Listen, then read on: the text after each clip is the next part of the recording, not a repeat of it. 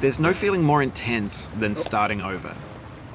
If you deleted your homework the day before it was due, as I have, or if you left your wallet at home and you have to go back after spending an hour in the commute. If you won some money at the casino and then put all your winnings on red but it came up black. If you got your best shirt dry cleaned before a wedding and then immediately dropped food on it. If you won an argument with a friend and then later discovered that they just returned to their original view. Starting over is harder than starting up. If you're not ready for that, like if you've already had a bad day, then what you're about to go through might be too much. Feel free to go away and come back. I'll be here. Alright, thanks for coming with me on this trip. I'll understand if you have to take a break at any point. Just find a safe place to stop and quit the game. Don't worry, I'll save your progress, always. Even your mistakes. This game is a homage to a free game that came out in 2002, titled Sexy Hiking. The author of that game was Jazuo, a mysterious Czech designer who was known at the time as the father of B games. And B games are rough assemblages of found objects. Designers slap them together very quickly and freely, and they're often too rough and unfriendly to gain much of a following.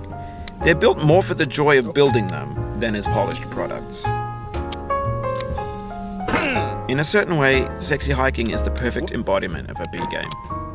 It's built almost entirely out of found and recycled parts, and it's one of the most unusual and unfriendly games of its time. In it, your task is simply to drag yourself up a mountain with a hammer. And that act of climbing, in the digital world or in real life, has certain essential properties that give the game its flavor. No amount of forward progress is guaranteed. Some cliffs are too sheer or too slippery.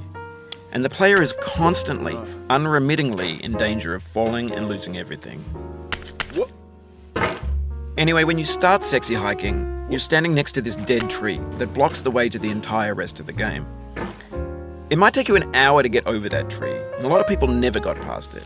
You prod and you poke at it, exploring the limits of your reach and your strength, trying to find a way up and over.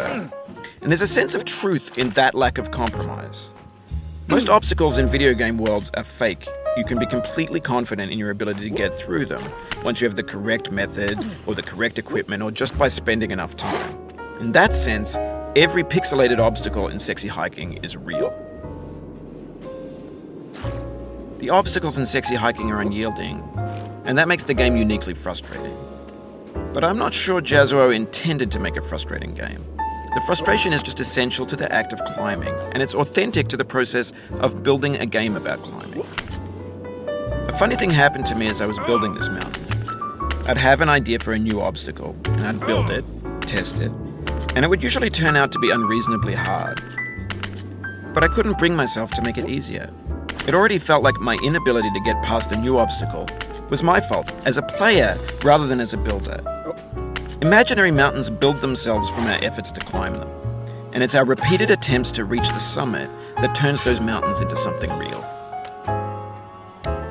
When you're building a video game world, you're building with ideas, and that can be like working with quickset cement. You mold your ideas into a certain shape that can be played with, and in the process of playing with them, they begin to harden and set until they're immutable, like rock. And at that point, you can't change the world. Not without breaking it into pieces and starting fresh with new ideas. For years now, people have been predicting that games would soon be made out of prefabricated objects, bought in a store and assembled into a world. And for the most part, that hasn't happened.